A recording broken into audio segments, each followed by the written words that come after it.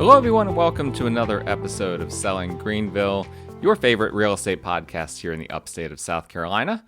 I'm your host, Stan McCune, realtor right here in the greater Greenville area. As always, you can find all of my contact information in the show notes if you need to reach out to me for any of your real estate needs or just to chat about the pod. I'm always cool with that.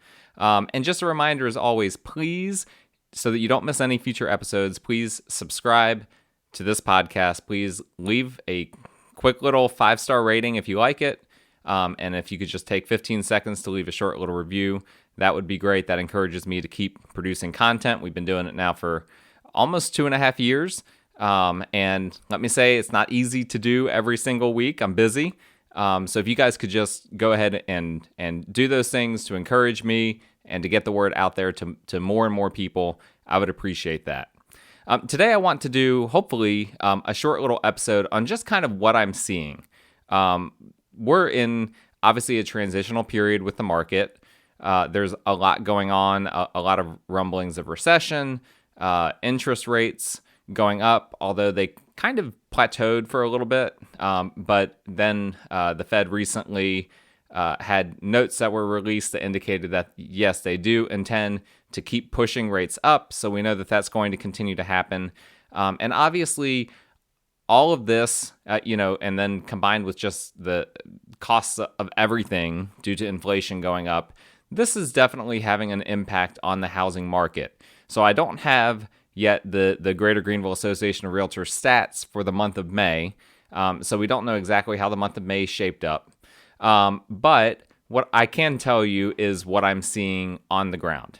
And I'm going to start, so this is all anecdotal, but this is based on what I'm seeing, some numbers that I've run, and then just kind of what I've been reading, just generally speaking, from others that analyze the market. So here is kind of what I'm seeing. Price reductions. We are seeing a lot more price reductions than we have in a long time. And unfortunately, there's not a good way to pull this data. It's extreme. It would be extremely tedious. I mean, it would take me, 5 or 6 hours to really be able to accurately track price reductions and how they're happening and how frequently and when they're happening and all of that. But just anecdotally, as I am just tracking what's happening, we're seeing a lot more price reductions. And that's basically an indicator, not of prices going down. Again, I keep hearing people say this. Do you think prices will go down?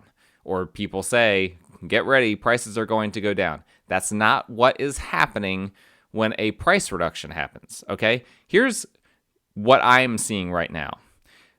We have historically, well, I shouldn't say historically, in recent history, the past year and a half, 2 years, we have seen record rates of appreciation, particularly the past year. The last time the Greater Greenville Association of Realtors produced their market stats was for the month of April of this year. And we saw about 20% appreciation year on year, April 2022 versus April 2021. That is a tremendous amount of appreciation. So here's what happens. People are, they might not know exactly in their mind, oh, it's 20% appreciation, but in the back of their mind, they're kind of operating under that assumption, combined with the fact that other, realtors and real estate professionals, they kind of have that in the back of their mind as well. And so what happens when the market shifts right now and it is shifting. And so those numbers, that 20%, we may never see that for a month ever again for the entire market. That's a tremendous number. People are just getting blindsided by that. And so they're kind of assuming, oh, my home went up 20% in value the past year. And then putting it on the market for that. Well, in reality, the market has shifted now, and maybe their home only went up 10% in value. That's still a lot of increase in value. That's still a lot of appreciation, but not 20%. And so they overpriced their home because they are basing it off of the first quarter and perhaps even the second quarter of this year, or early second quarter of this year because we're still in it. But now things have changed. You're not quite getting that type of appreciation. And so we're seeing those price reductions happening because sellers are banking on a level of appreciation that is most likely over. Again, I'm very curious to see what May indicates, but I'm thinking that May is going to be down year-on-year appreciation quite a bit from what April was. Now, I'm particularly seeing price reductions with companies that have been buying up properties and doing like cosmetic flips, like big companies like Open Door and OfferPad. And these are companies that they really came onto the scene the past 2 years, and apparently they've been doing quite well recently, but I think that they have just been getting lucky based on the market, because I see the prices that they purchase these properties for, and then they, within a few months, they just put new carpet in there, put new paint, and then put it on the market. I've been seeing what they've been paying for these properties, and they're not paying a whole lot, if at all, below market value, but they're anticipating within 3 months that the property will have gone up 5% in value, and then they're banking that percent, and basically hoping that they've added a little value with the cosmetic stuff that they've done. Those are the companies. I can't tell you how often I look at a price reduction, and it's one of those two companies in particular, Open Door and OfferPad. And what they're doing is they're trying to sell their services to what we call, or they're basically what we call an iBuyer. They're selling their services to people that are just like, they just don't want to go through the hassle of listing their home. And Open Door sends me all the time mail offering to buy my home, and they'll give me a range of what they think my home is worth, and then tell me it's flexible terms, all of that. So they're doing that all over the market, and I think that they're going to have a rough second half of this year, because we're already seeing a bunch of price reductions, and I think that they're going to get caught with their pants down when the market shifts. I mean, maybe not. Maybe they are smart people and they're ahead of the game. But just based on what I'm seeing, I have a suspicion that those profit margins that they have been making the past year or so are going to shrink tremendously. They're probably going to have some major layoffs and the like in the second half of this year. I'm also seeing, and this is the first time I've seen this in a long time. So this is when I got an email about this, and my eyes popped out of my head. I was like, okay, now I know that the market is definitely shifting. Builders are lowering their prices and offering realtor incentives. So, builders will offer realtors a commission. Traditionally, it has been 3%. As the market has gotten hotter, they've shaved that off. In a slow market, they will offer 3% plus bonuses, plus realtor bonuses. Well, we've not seen that in a long time, with a few unique exceptions. But recently, we have been seeing that. I have seen builders sending me emails, builders that have been some of the chintziest with us realtors, have been offering some new incentives, some bonuses and whatnot, while lowering their prices. That is a big shift that, again, I've not seen that in quite some time. So to me, that's a major indicator. Okay, we're entering into a new phase here. And honestly, it's a phase that I welcome. I'm tired of builders being chintzy, not just with realtors, but also with my clients. It's they don't have any motivation in a very hot market to do a good job, because they can do whatever they want to do. So all of these things, I think, are positive developments overall. So what are we seeing, and what am I seeing specifically on the ground in terms of with my buyer clients? Still, and with my sellers, still multiple offer situations on desirable properties. And that's at every price point, but it's particularly in the under $300,000 price point, because almost anything that is in like turnkey condition that's below $300,000 is highly desirable right now. There's just not enough inventory in that segment of the market. And so we're still seeing a bunch of multiple offer situations when it comes to those types of properties, and properties well above $300,000. Again, if they're good properties, they're going to get multiple offers. And this is what people don't understand. This was during the Great Recession as well. I was not a realtor during the Great Recession, but I was trying to buy my first house during the Great Recession. And I experienced firsthand there were tons of multiple offer situations during the worst time of the worst recession of my lifetime.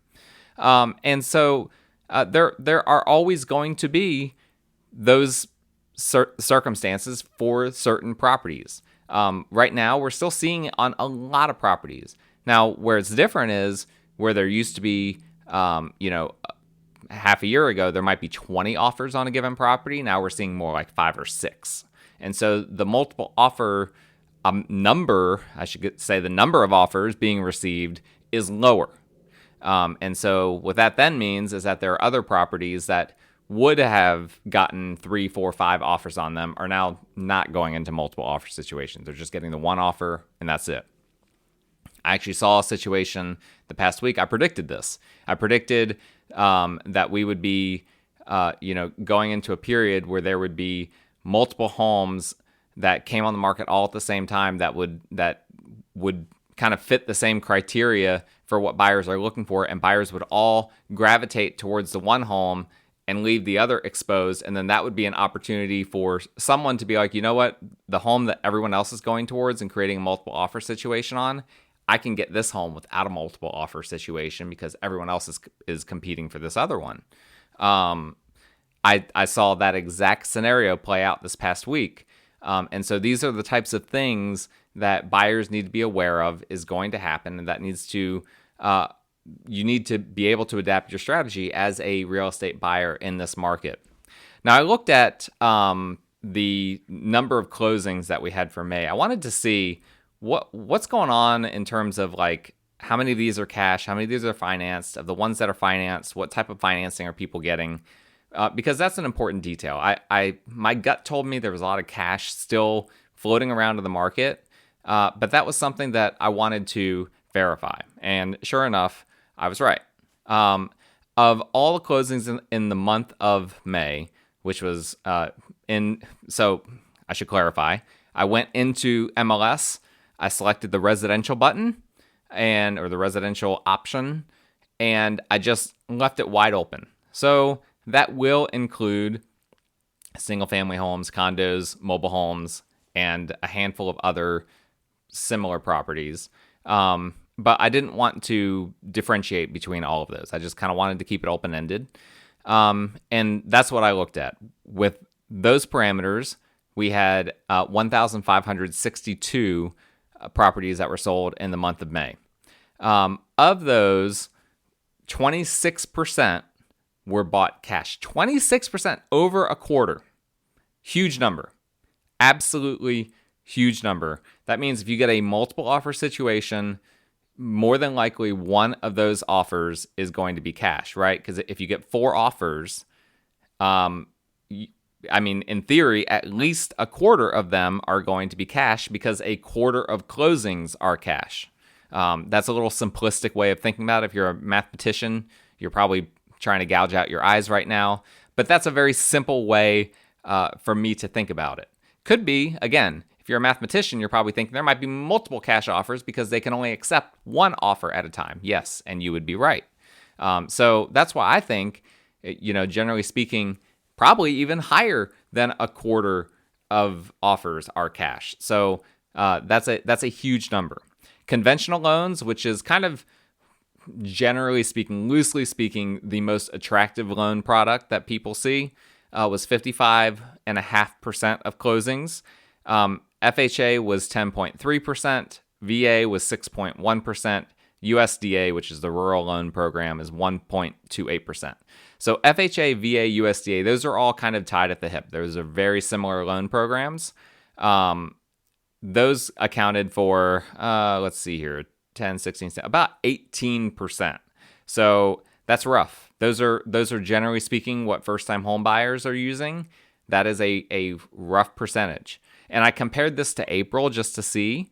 And in April, the cash number went up, but the conventional number stayed the same. And this is another thing that I said in a previous podcast, is that the cash buyers, generally speaking, are competing with the first-time home buyers. So the cash percentage went up in April. It was up to 27.6%, nuts.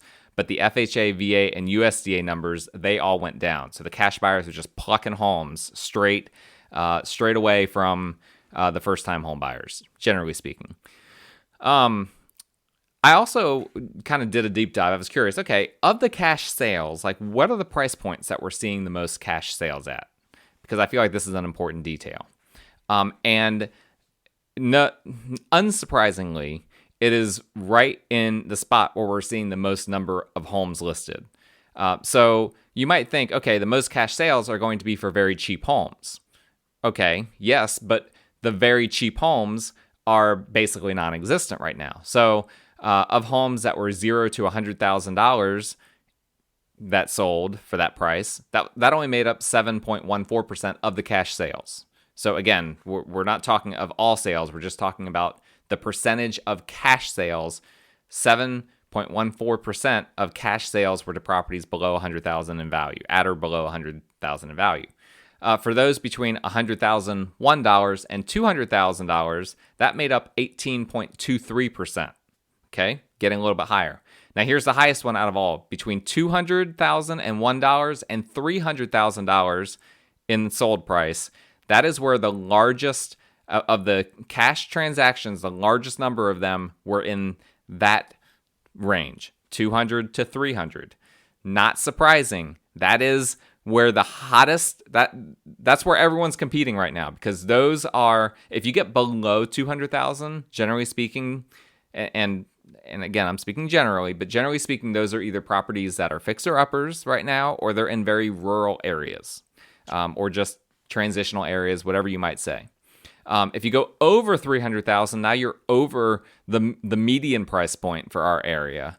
So the 200 to 300,000 price point is the sweet spot. 25.37% of all cash transactions in the month of May were in that sweet spot. And then between $300,001 and $400,000, we saw 21.18%.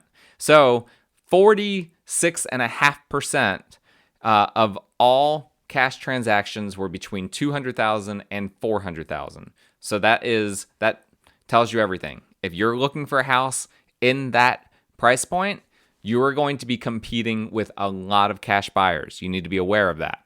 I continued between $400,001 and $500,000. That only made 12.81% of all cash transactions for the month of May, and then 500,000 plus was 15.27% of all cash transactions. So I think what we're seeing here is again in that $200,000 to $400,000 price point. We're seeing those are a lot of investors, right? That's where the investors are competing right now. And by the way I pulled this, really it did not include multifamily. We still don't have a whole lot of multifamily on the market. But this was primarily, unless something was listed kind of incorrectly, this would have been pretty much exclusively single family. We're seeing a lot of investors targeting single family properties right now because there's nothing else for them to do. They need somewhere to sink their cash. They don't like the fact that they're losing all of this value to inflation, and so they need a safe place to put it. So as I said before, cash is directly competing with first-time home buyers. If you listen to this podcast, you already know that. If you're a first-time home buyer, you have to keep that in mind, and that's something that I try to work with my first-time home buyers to craft our strategy. Okay, here's how we're going to approach this, because it's still a very tough market to be a first-time home buyer in. I'll say this: there's more uncertainty in the market than I have seen since the very onset of the pandemic. It's fun for me to go back and listen to some of my episodes. I don't really like to listen to my own episodes because I like most people, I hate to hear my voice. But listening to those episodes that I recorded right during the heart of the onset of the pandemic, between March, April, May, June of 2020, I did not know what was going to happen. Nobody knew what was going to happen. Is the housing market going to crash? Are we going to go into recession? What exactly is happening here? And what nobody anticipated was that the market would absolutely go nuts and become the craziest seller's market of our lifetime. And so there was a ton of uncertainty, and very few people got it right. What actually happened? It was just not predictable. And I see the market right now like that. In no other way. I should say, it's not been like that. It's not been this uncertain since back then, since very early in 2020. But we're seeing tons of uncertainty. Nobody knows what's going to happen. I read tons and tons of articles, study tons and tons of data, both in our local market, but also nationwide, and everyone's guessing. The past few weeks, I have seen 2 different articles in Fortune magazine that completely contradict each other about our area here in the Southeast. One said that our region, this region here in the Southeast, Carolinas, Georgia, etc., had a very low chance, basically a 0% chance of seeing home price depreciation. And then I saw just a few days ago another article from Fortune magazine that said that our region, this area, Carolinas, Georgia, etc., has one of the highest chances of seeing home prices go down, to see actual depreciation in our market. So even within a single publications, they're having articles coming out that completely contradict each other, that are all looking at the same data and coming to very different conclusions. My belief, because that's why you're listening, right? You're listening to hear my opinion. My belief is that we will see a big reduction in appreciation, which, like I said before, it has been in the 15 to 20% range, which is nuts, right? We've never seen that for the entire market, and it's not healthy for the entire market. That's not sustainable. So I see a big reduction in that number, but do I see it going below 0%? In other words, do I see homes depreciating in value? So a home that in June of 2021 was worth $300,000, and in June of 2022, well, let's push it out. Let's say in October of 2022. Am I going to see a home that in October of 2021 was worth $300,000, and then in October of 2022 is worth $290,000? I do not think we're going to see that. Not yet. Maybe in the future, but it's too soon. There's still too much pent up demand. All of that has to get through the pipeline before we start seeing home prices go down. And we have to start seeing some foreclosures happen as well. Foreclosure rates are still at record lows. And I really don't see how people are going to all of a sudden start foreclosing unless they start losing their jobs. That is the one scenario where I can see it happening. But then we had one of the highest rates of cash purchases and people putting large down payments, which means that even if the market retracts, they still have enough equity in their home that they could sell it and not foreclose. So to me, I'm very skeptical about the theory that we're going to see home values depreciate. What I think we're going to see is something closer to what we had pre-pandemic in the 2019-ish time, which feels like an eternity ago, which was still a seller's market.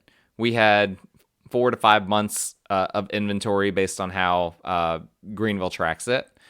And our appreciation was modest but comfortable. It was 3 to 7% year on year, generally speaking. So in any given month, your home went up in value 3%, 5%, 7%, something like that.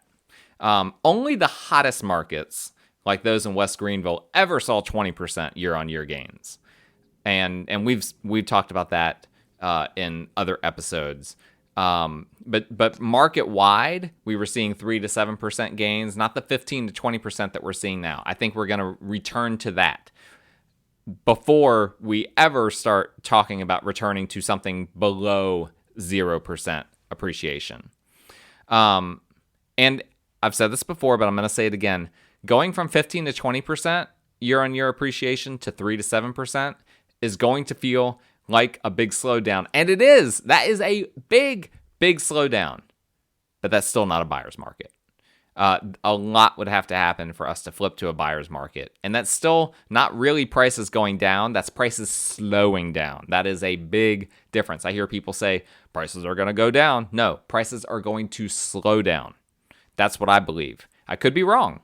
Like I said, everyone's guessing here. We're all looking at the same data and coming to different conclusions, even within the same news publications. So we'll have to wait it out. But this is my prediction specifically for our area here in the upstate.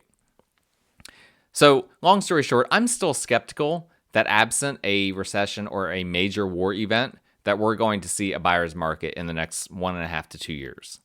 The data I just can't see it. I just don't see how that could happen unless we had a major recession or a war event bigger than what's happening in Ukraine, right? Something that involved invasions of, major allies with the U.S. and Europe, something like that, or something that involved the U.S. directly being in conflict that directly impacted us here at home. That's what I think it would take for us to see a buyer's market happen in the upstate within the next 2 years. Now, outside of 2 years, all bets are off. That's just way too far in the future to predict what's going to happen. Once all this demand cycles through, and once we kind of see the fallout from all of these interest rate hikes, from all of the inflation that's going to happen, from the midterm elections that are coming up, and then the continuation with what happens in Ukraine and all of that, I think, generally speaking, it takes about a year from the time people start to go into foreclosure for foreclosures to start hitting the market. And so, we have very low rates of foreclosures right now. So it's like, okay, if kind of the worst case scenario happens on multiple levels economically, and then a year from now, people start going into foreclosure. A year after that, then we'll start seeing a lot of foreclosures hitting the market. At that point, we could see something that resembles a buyer's market, because the foreclosures usually are a major driver of that. But we'll have to see. That's a long ways out. In the right here and the right now, what we are seeing is still very much a seller's market, but a shifting seller's market. People need to be prepared for that. Sellers need to be ready. Don't expect that your home went up 20% in value if you're selling for this summer. It did not go up 20% in value, most likely year on year, if you try to sell in July or in August or whatever the case may be. We're going to see those year on year rates of appreciation go down, but you're still going to make money. You're still going to make plenty of money if you sell. Don't worry. It will be just fine. It'll just be a little bit more comfortable, hopefully, for buyers in this market. So that's all I have for today's episode. I hope you guys enjoyed it. Just a reminder, please subscribe, rate, review, all of those things to help get the show out to everyone. We are in, I think, just about every podcast app. So if you just kind of click the link that I sent out to you, please go ahead and just open up your podcast app and search for Selling Greenville, and then hit the subscribe button, and then you'll be subscribed. If you need my contact information, that's in the show notes as well. And I will talk to you guys next time.